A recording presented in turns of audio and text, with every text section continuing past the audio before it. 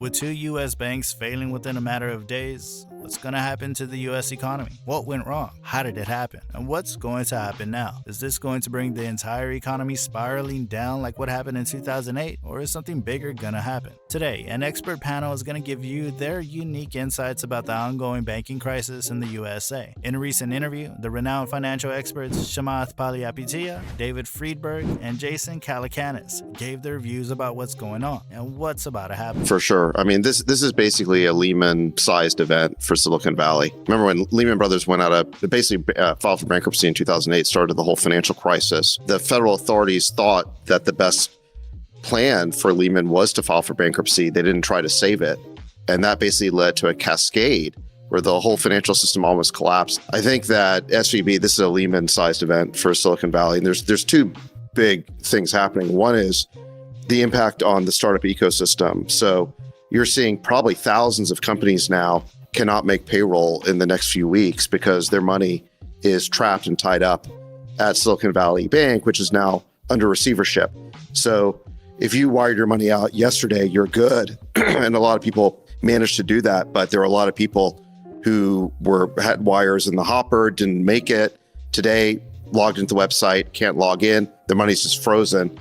And we don't know when they're going to be able to get their money out or how many cents on the dollar they're going to get. So basically, the whole startup ecosystem is in peril. I think Gary Tan called it an extinction level event. Yes, exactly. That was a good term. And just to be really clear, this is not big tech at risk. I know there's a lot of people out there who don't like the idea of bailing out big tech. This is not Google. It's not Amazon. Exactly. Those companies have plenty of cash. They're fine. This is small companies with 10 to 100 employees.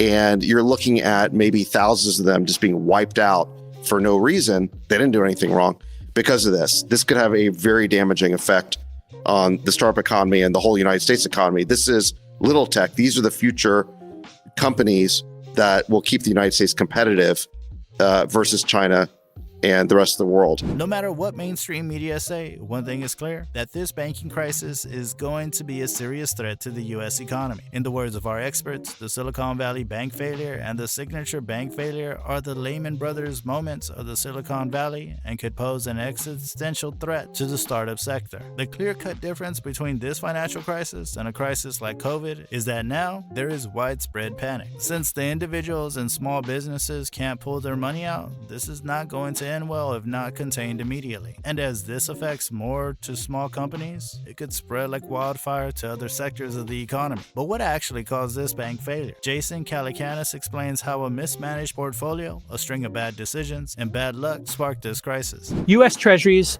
were at 102. You get like a 2% a year. They bought a bunch of those. That was actually, when you think about it, you would say that's a safe bet. The problem is those are locked up for 10 years. And nobody anticipated on the Silicon Valley Bank team that the rate hike would happen so quickly, so violently. Remember, we saw the 25, 25, 50, 50, 75, 75, all those increases.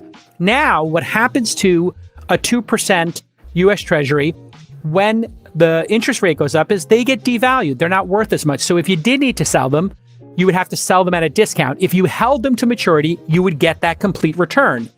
And what happened here is they needed to sell these early, and they sold them early, and they took a massive loss. As always, this banking crisis began with a safe bet. These banks invested heavily in the U.S. Treasuries this year. Now, of course, Treasuries backed by the U.S. government are one of the safest bets out there, yet there are loopholes. Number one is that once you buy them, you're locked in for the long term, a decade in this case. This won't be an issue for a regular business investing its funds. However, if you're a banking business, tying up a significant sum of the funds in a long-term investment could bring liquidity issues, especially if you're a bank that finances startups and venture capitalists who need a lot of money to run their operations. The second one is that, as Jason pointed out, the unexpected Fed interest rate hike that no one expected. And this time, it was not a gradual increase, but a violent and a rapid one. And once the interest rates go up, the bonds lose their value and the banks sold them early, causing billions of dollars of losses and sparking a liquidity crisis. But why did they sell the bonds early? They could have just kept them for the long term and get the returns, right? Let's listen to Chamath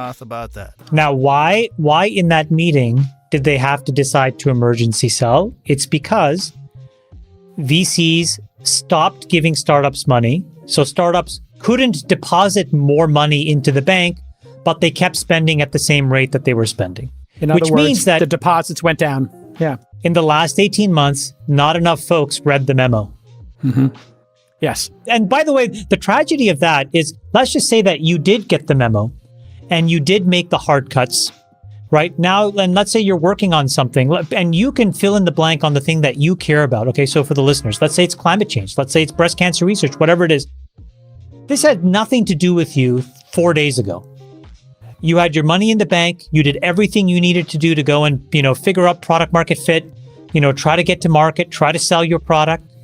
And all of a sudden, because of some other set of folks and actors who couldn't get their act together, now you're on the precipice of bankruptcy in 36, 48 hours. That's crazy to me. As you just heard, the decision to invest in the bonds was so devastating to the liquidity of the bank. That is why they were forced to sell those bonds at a staggering loss of over $1.6 billion. The liquidity problem didn't happen overnight. It was an issue that kept developing over the past 18 months. The capital startups received from the venture capitalists kept declining over time, but their rate of expenses remained the same. As a result, their deposits in the Silicon Valley Bank plummeted while withdrawals remained the same, paving way for a liquidity deficit in the bank. The decision to invest and lock in the bank's remaining funds and bonds further dwindled the situation, and the sudden interest rate spike became the last nail in the coffin. Well, you have two paths here. Path number one is if you actually try to sell these assets, but the problem is, who do you think the buyer is? The buyer are the sharpest sharps on Wall Street who will purposefully underbid these assets.